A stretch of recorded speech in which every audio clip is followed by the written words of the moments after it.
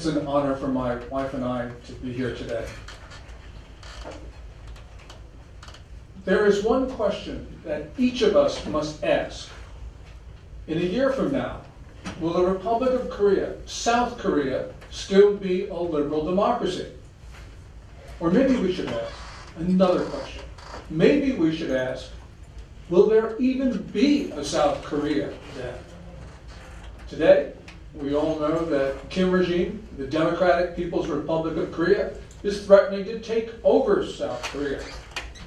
But we also know that the Kim family, grandfather, son, now the grandson, have always threatened South Korea. So the question is, what's different now? What's different now is that South Korea has a leader who is subverting his own society. Moon Jae-in, as we've just heard, is trying to undermine the whole notion of liberal democracy. He is jailing his opponents. He is muzzling North Korean defectors. He is allowing pro-North Koreans to run around and have the free reign of South Korean society. He's taking down barriers to North Korea infiltration and invasion. We know that he's whitewashing North Korea. And of course, he wants to unify with North Korea, perhaps on Kim family terms. Moon Jae-in, in short, is dangerous. He's dangerous to his own country. If his goal were to help Kim Jong-un take over North Korea, he would be doing exactly what he's doing today. Kim Jong-un has no better friend than the president of South Korea. Let us look what happened when Moon traveled to Pyongyang last month to meet with Kim Jong-un.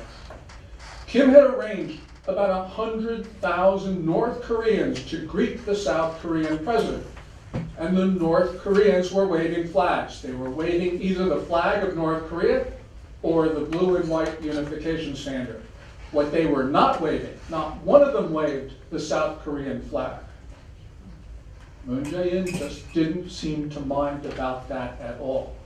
Matter of fact, the only South Korean flag was on the lapel of Samsung's Lee Jae-yong, who accompanied Moon. But that's it. And Jay, thank you very much for the flag.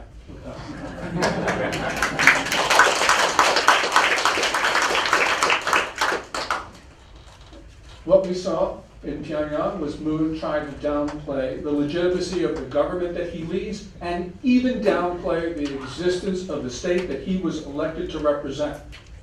So let's look at what Moon actually said when he was in North Korea. And pardon me for my pronunciation. Moon on the trip often used the phrase Namchuk, literally south side or south, when the custom has been for South Korean presidents to refer to it Hongkong, literally the country upon people. Similarly, Moon, when he was in North, said Namchuk Gukmin, that translates as South Side citizens. South Korean presidents would normally say Uri Gukmin, literally our citizens, or figuratively, my citizens. In contrast, Kim Jong-un did not return the favor. When he talked about these things, he only used the communist term, Uri Inmin, our people or my people. Now, of course, Kim's Democratic People's Republic of Korea does not recognize Moon's Republic of Korea, and South Korea doesn't recognize the North either. But Moon's choice of words clearly indicated that he was subtly, but nonetheless significantly, he was not asserting the right of South Korea to exist. Now, Moon obviously wants to change that position, which has been core to South Korea's existence since its founding in August of 1948. So, for instance, recently his Ministry of Education has disturbingly changed the textbooks. Up to now, South Korea's textbooks have said that Seoul, quote, is the only legitimate government on the Korean peninsula. New textbooks, those authorized by Moon, do not include that phrase. Also, the Unification Ministry's training materials no longer include that important declaration. Now, to pave the way for unification, which is obviously Moon's cherished goal, he's also tried to make South Korea more compatible with Kim Jong-un's North Korea. Most fundamentally, the Democratic Party of Korea, Moon's party, led an attempt to remove the concept of liberal from democratic in the South Korean constitution. Now, fortunately, South Korea's conservatives were able to rebuff that effort, but the education ministry in June of this year tried to change the country's textbooks again to eliminate the concept of liberal from the concept of democracy. The ministry had to relent in some respects, but nonetheless we can see what Moon is trying to do. Moreover, Moon's government has given only a lukewarm endorsement to the National Community Unification Formula, which has been endorsed by every South Korean president since 1989. And that formula affirms that a unified Korea should be a liberal democracy. The Kim regime in the North, of course, rejects the term liberal, but it does say it's democratic. And so therefore, what Moon is trying to do is to remove a barrier to unification. Moon Jae, in unfortunately intangible ways, is also undermining democracy. Since becoming president in May of last year, he has used the control of the big broadcasters to muzzle those views that he does not like, and also to promote North Korean views.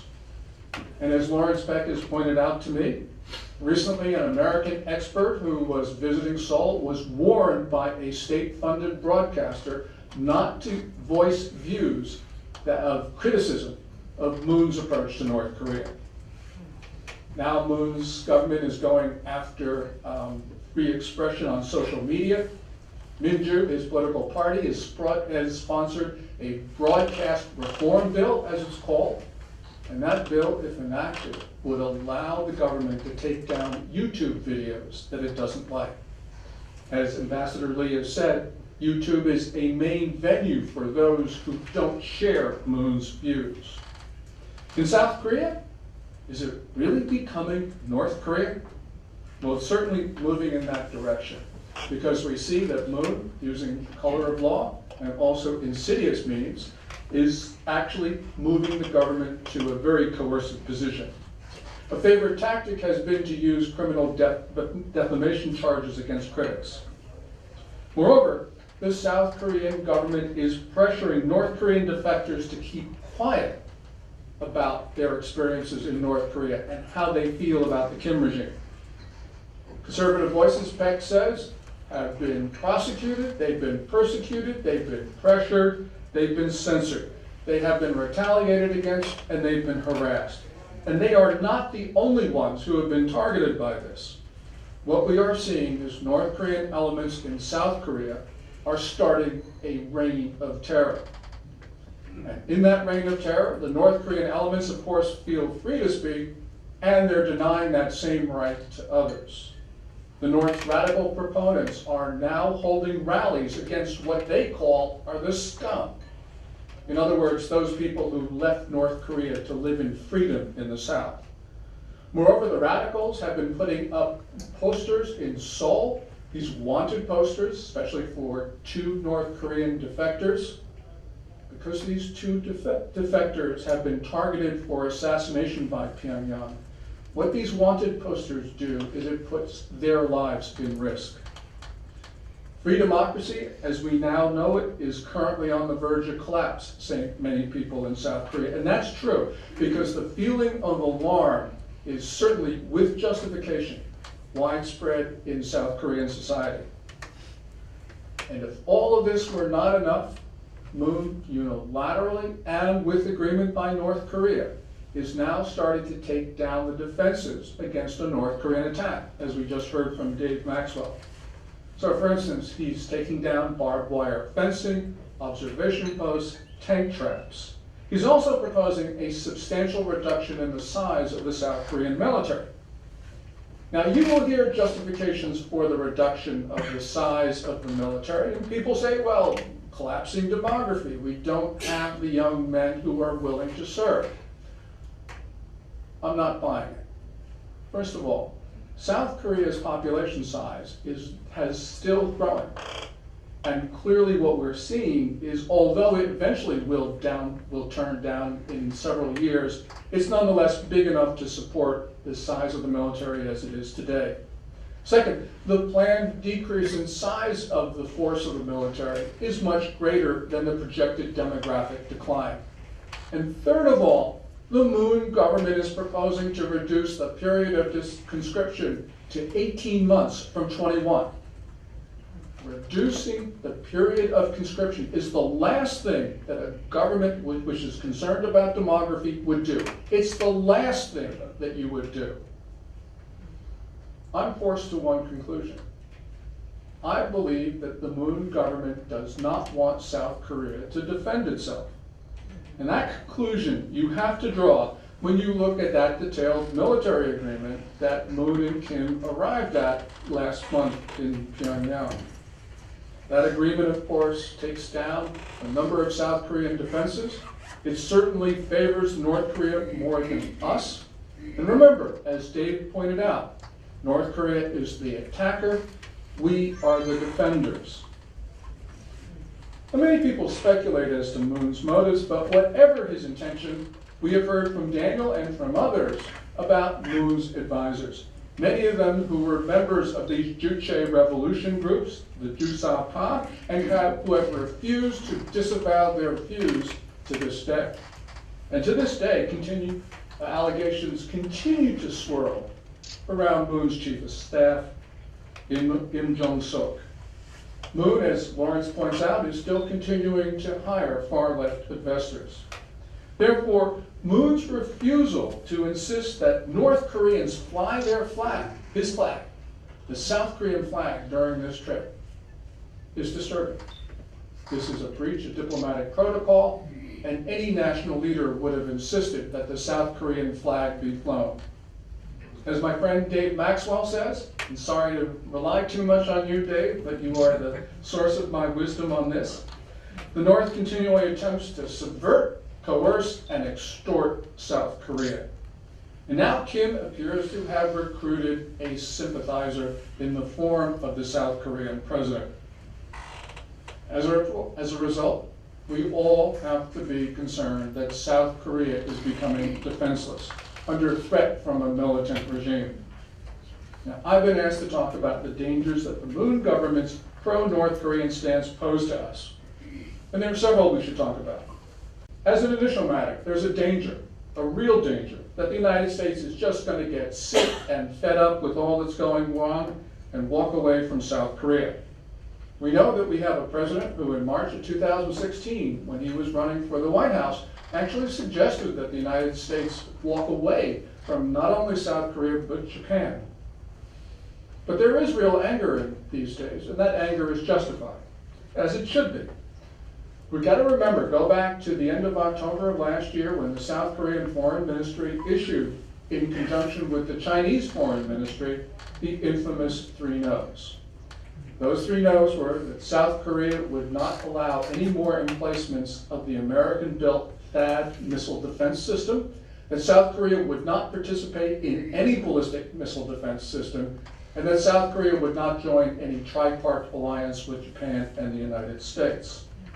Now, there was no or virtually no consultation with Washington before South Korea issued the 3 no's, and that, of course, is inconsistent with South Korea's obligations as a treaty partner. By issuing the 3 no's on missile defense and alliance matters, South Korea essentially told us 2 things.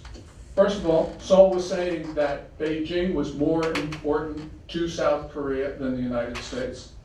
And Seoul was saying that although the United States is obligated to defend South Korea, we cannot use certain weapons to do so because China would be angry. Since when did China get a veto over the defense of the Korean Peninsula? Since when do the Chinese get to say what weapons we can use to protect ourselves from a threat that, after all, China has nurtured? And of course, the military pact last month, that too was negotiated and signed without consultation with the United States. So it's not surprising that American officials are a little bit hot under the collar these days, and we turn to what happened this week, which was certainly a diplomatic breach on the part of the United States. South Korea's Foreign Minister Kang just said a couple days ago that no, Secretary of State Mike Pompeo was not uncivil to her. Well, I think he probably was, because the reporting also indicates that Pompeo was so upset during a phone call with Minister Khan that he actually hung up. He cooled down and then called her back later. Yeah, it's a diplomatic breach, but I don't blame Pompeo, because I probably would have done the same thing. And maybe, just maybe, what we're seeing is a deliberate strategy on the part of the South Koreans to make the U.S. so upset that we do walk away. Getting America off the peninsula, which is a result of a peace declaration that Moon Jae-in wants, well, what would happen? Yes, immediately after that, you would hear all of those forces that Daniel talked about. They would then say, look, there's no need for American troops anymore. Okay? No American troops, no alliance. What happens? It's what Maxwell talks about. Sorry, Dave. But it's exactly what he'll talk about, and that is North Korea will intimidate South Korea into submission. The danger of Moon's moves, therefore, is the existence of the South Korean state will be ended. There'll be no more free Korea, the better version of Korea. So if South Koreans don't stop their president, then we could see the DPRK in a position to take over the South. And that's not just my view. Kim Jong-un in recent months has been talking more and more about quote-unquote final victory, which is North Korean code for the elimination of the South Korean state. So he's getting optimistic that he, Kim Jong-un, will be able to do what his granddad and his dad was not able to do, which is to absorb South Korea. So what should we do? Well, we need to convince the American public that the Mutual Defense Treaty with South Korea is not just for the benefit of South Korea, but it's also for the benefit of the United States. It's in our interest to maintain this treaty despite Moon's antics, as bad as they are. Why is this the case? Why is it in the interest of the United States? Well, first of all, for more than a century, about a century and a half, American policymakers have drawn their western defense perimeter, not off the coast of Hawaii, not off the coast of Guam, but off the coast of East Asia. South Korea, which is of course on the continent of East Asia, anchors the northern end of that defense perimeter.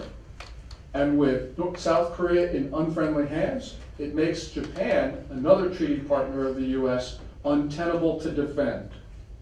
Second, we all know that this is a time when democracy, the form of governance, our governance, is under attack by large authoritarian states and under attack by others.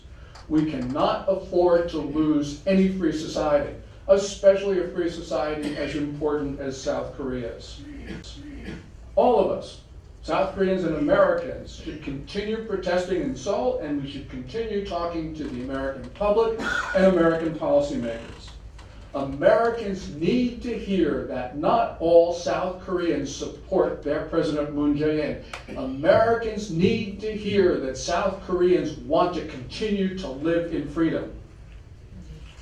All of this, of course, is a tall order because, as we've heard so many times today, the media is firmly in the control of Moon Jae-in.